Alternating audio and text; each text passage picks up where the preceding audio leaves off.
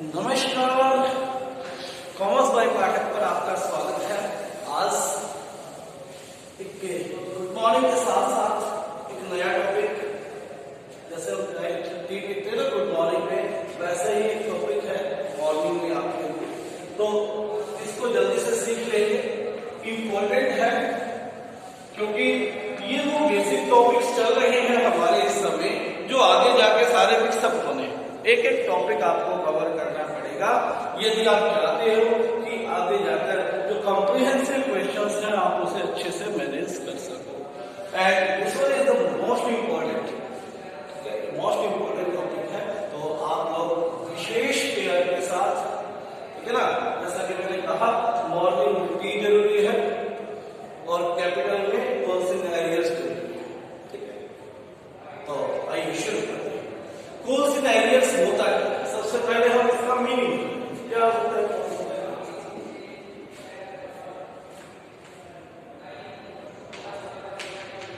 देखिए, एप्लीकेशन तो हर व्यक्ति दे देता है, क्योंकि जब वो आपको शेयर खरीदना चाहता है तो उसे एप्लीकेशन भरनी होती है और एप्लीकेशन के साथ साथ वो अपना रुपए जमा करवाना होता है। उसके बाद हमें अलॉटमेंट देनी इशू करनी, मतलब ड्यू करनी है, अलॉटमेंट के रुपए मंगवाने, उस फर्स्ट कॉल मंगवानी, second and final call Mangwani.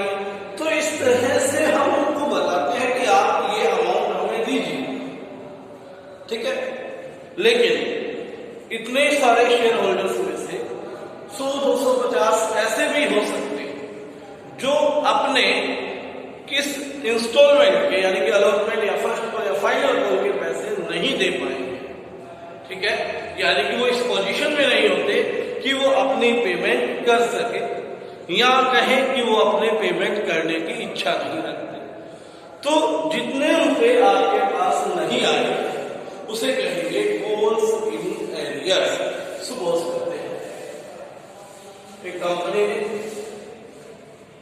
10,000 share issue कर, ठीक है। कंपनी ने ड्यू की फर्स्ट कॉल की 5 रुपए,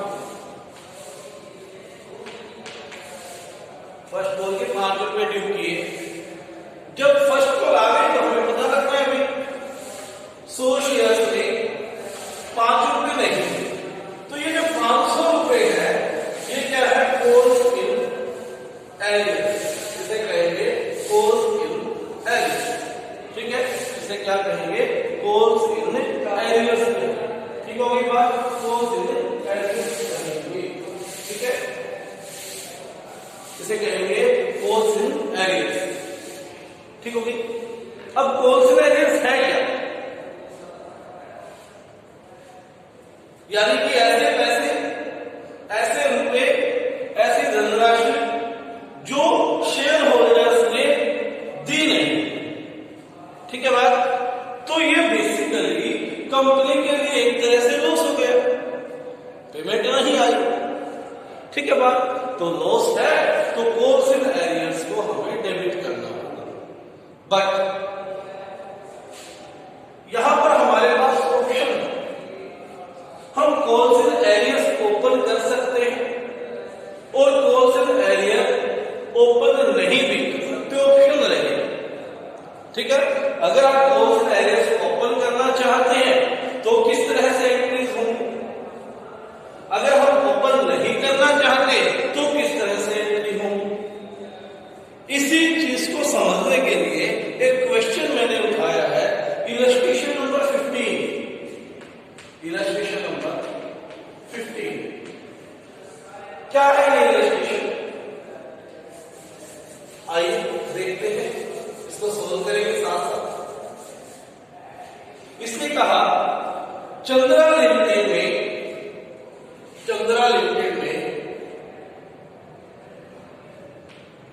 15,000 प्रेफरेंस शेयर्स इशू किए, जो कि थे 100 रुपए वाले थे, 5 रुपए प्रीमियम पर थे, 105 रुपए का हो गया। 100 रुपए कैपिटल, 5 रुपए प्रीमियम मंगवाए गए एप्लीकेशन पर। ₹25 अलॉटमेंट पर ₹45, क्योंकि मैंने कल भी बताया था कि अलॉटमेंट पर ही प्रीमियम एडजस्ट करना है, जब ना दे रखा हो तो कुछ भी। उसके बाद फर्स्ट एंड फाइनल कॉल पे 35, फर्स्ट एंड फाइनल कॉल पे 35। ठीक है, पता लगा कि 14,000 शेयर्स ने ही सब्सक्राइब किया। इशू किए थे 15,000, इशू किए थे 15,000 शेयर्स, सब्सक्रिप्शन हुई 14,000 शेयर्स। ठीक है, इशू किए हमने 15,000 शेयर्स, सब्सक्रिप्शन हुई 14,000। अब हमारे लिए यही फिगर जो है फाइनल, क्योंकि इतनी ही एप्लीकेशन आई, इतनी ही अलॉटमेंट मंगवाएंगे, इतनी पर ही फर्स्ट कॉल मंगवाएंगे, इतनी ही मतलब फाइनल को दी है फर्स्ट कॉल। तो देखो, इसने कहा जर्नल एंट्रीज दीजिए, तो जर्नल एंट्रीज कैसे करेंगे? सबसे पहले bank account debit to preference share application. ठीक है, bank account debit to preference share application account. तो कीजिए bank account debit to 10% preference shares application account. 14,000 shares थे, 14,000 शेयर्स थे, 14,000 शेयर से ₹25 हमने मंगवाए। 1 2 3 25 100 10 25 और 10 कितना आ गया? 3,50,000 यहां लिख देंगे application money receive, application money receive. यहां पर सेम रहेंगे, नो प्रॉब्लम, ये ऑप्शनल है। ठीक है, या तो आप with calls and arrears account बनाओगे या विदाउट कॉल्स एंड एरियर्स। जिन एंट्रीज में कॉल्स एंड एरियर्स का कोई लेना देना है ही नहीं, जैसे ये थी, उनमें सेम है। फिर क्या कहते हैं?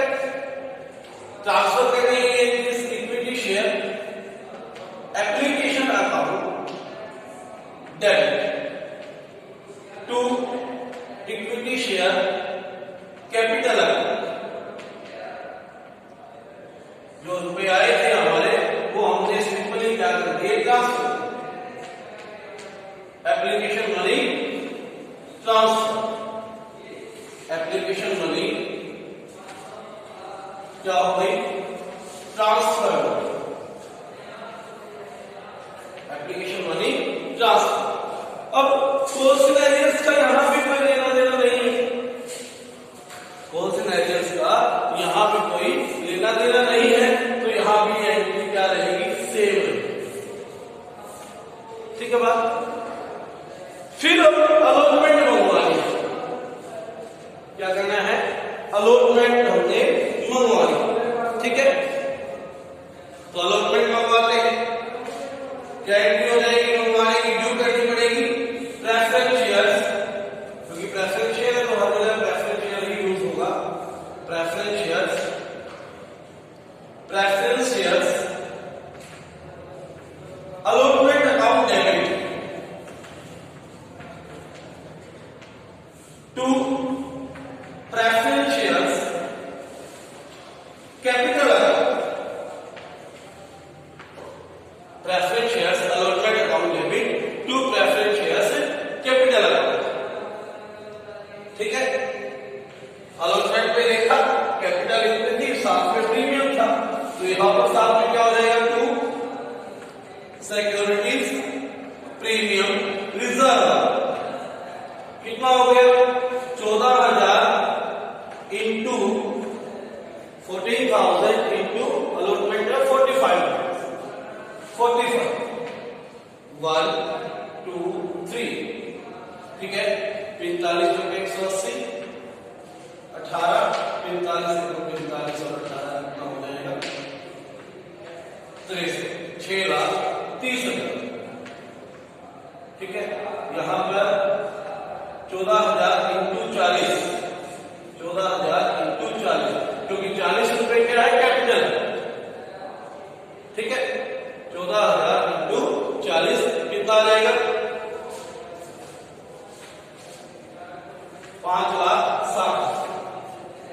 14,000 इंटू प्रीमियम कितना है 5 रुपए, 14 पंजे 70,000। ठीक है बात, सिंपल है बहुत। अलॉटमेंट थी 36 की क्योंकि टोटल थी 45। कैपिटल इसमें इस तरह से थी 40 रुपए कैपिटल के थे, 5 रुपए प्रीमियम के थे, 14,000 गुना 40 65, 14,000 गुना 5 70। इस एंट्री पर भी कौन सी वैरियंस का कोई इफेक्ट नहीं है, तो ये एंट्री भी क्या रहने वाली है, सेम रहने वाली है। ठीक है, उसके बाद अलॉटमेंट के भी सारे रुपए आ गए हैं, तो एंट्री क्या होगी, bank account debit to equity share allotment account, bank account debit to equity share allotment account. Sorry, allotment कितनी आई है 45, सारे के सारे आ गए हैं, तो 6,30,000 सारे के सारे अलॉटमेंट हमारे पास आ गई है। कोई भी व्यक्ति ऐसा नहीं था जिसने अलॉटमेंट के रुपए नहीं दिए, तो यहां पर भी कोई इफेक्ट नहीं पड़ा, सबने पैसे दे रखे हैं, तो ये एंट्री क्या रहेगी, सेम। ठीक है, अलॉटमेंट मंगवाई, अलॉटमेंट आ गए, कोई फर्क नहीं। अब कहते हैं फर्स्ट कॉल मंगवाई, फर्स्ट कॉल मंगवाने से क्या होगा, ठीक है, दोनों तरफ यहां पर इफेक्ट पड़ना है, वो यही एंट्री है जो आपको समझने की है, जो टॉपिक है इसे ध्यान से समझेंगे। देखिए, हम मंगवाते हैं फर्स्ट कॉल मंगवाने की ड्यू करने की एंट्री आप जानते हैं, क्या एंट्री होगी, इक्विटी शेयर्स और preference shares first call account debit to preference shares capital account. ठीक है, क्या एंट्री हो रही है, preference shares first call account debit to preference shares capital account. कितना, 14,000 इंटू 35, 14,000 इंटू 35 कितना हो जाएगा, 0 0 0। ठीक है, 35 चौके 140, 14 कैरी ऑन, 35 एकम 35 कितना आ जाएगा, 4,90,000, 490। कौन सी वैरियंस का यहां भी कोई रोल नहीं है, तो सेम। ठीक है, अब कहा क्या, फर्क क्या पड़ा, अब जो चेंज है वो देखिए। अब ये मीन एंट्री जो कि क्वेश्चन में कहा गया कि 200 शेयर्स ने फर्स्ट कॉल नहीं थी,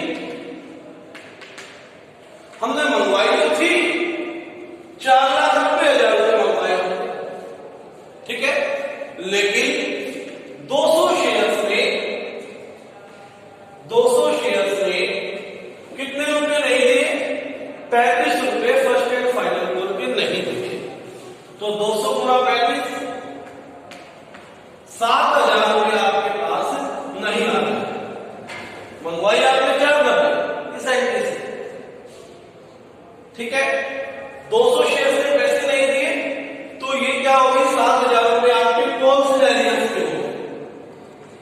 ठीक है, कितना आ जाएगा, 4,83,000, 4,83,000। ठीक है बात।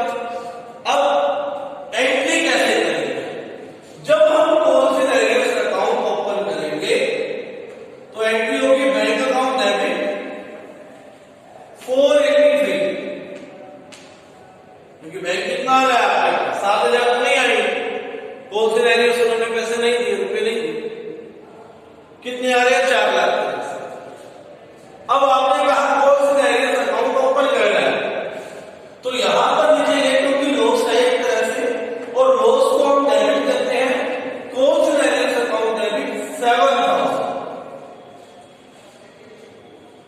To equity share preference shares first and final को कितने मंगवाए थे मैंने 4,90,000। ये एंट्री कब होगी जब उसने कहा है कि पोस्ट डायरेक्ट अकाउंट ओपन कीजिए। जब वो कहता है कि नहीं करना या कुछ भी नहीं करना, ठीक है, आपको कोई इंफॉर्मेशन ही नहीं दे रखी, तो आपकी मर्जी है कि ओपन करें या ना। अब जब ओपन नहीं करना तो एंट्री क्या हो, तो सिर्फ आपने ये अमाउंट लिखना है। क्या एंट्री हो जाएगी? Bank account debit 483 to preference shares first and final column, first and final column 483, ठीक है। यानी कि इसमें पोस्ट डायरेक्ट अकाउंट लिख के ही नहीं दिखा, आप ओपन ही नहीं कर, ठीक है बात क्लियर। अगर आप पोस्ट डायरेक्ट अकाउंट ओपन करते हो तो एंट्री होगी बैंक अकाउंट डेबिट 483 कहां से आया? 4,90,000 रुपए आपने मंगवाया, 35 रुपए 200 शेयर से नहीं दिए, 7,000 रुपए नहीं आया, 483,000 रुपीज आए हैं। और कौन सी डायरेक्ट हो गया आपका 7,000, तो preference shares first and final account debit 4,900, ठीक है। Bank account debit 483, equity share first and final account 483, इससे कौन से डायरेक्ट आपको शो ही नहीं करना, ठीक है बात। और यदि इसी एंट्री को कैश बुक में दिखाना हो तो ये बैंक वाली एंट्री तो डायरेक्ट कैश में मिल जाएगी। To preference share first and final को अकाउंट 483, और यहां पर एंट्री क्या आएगी? सिर्फ कौन से direct account debit 7,000 to preference share first and final को अकाउंट डेबिट 7,000, ठीक है। कैश बुक में 483 चला जाएगा जो अमाउंट आया है, जो नहीं आया उसके लिए एंट्री हो जाएगी post direct account debit to preference share first and final account 483। तीनों चीजें बता दी मैंने।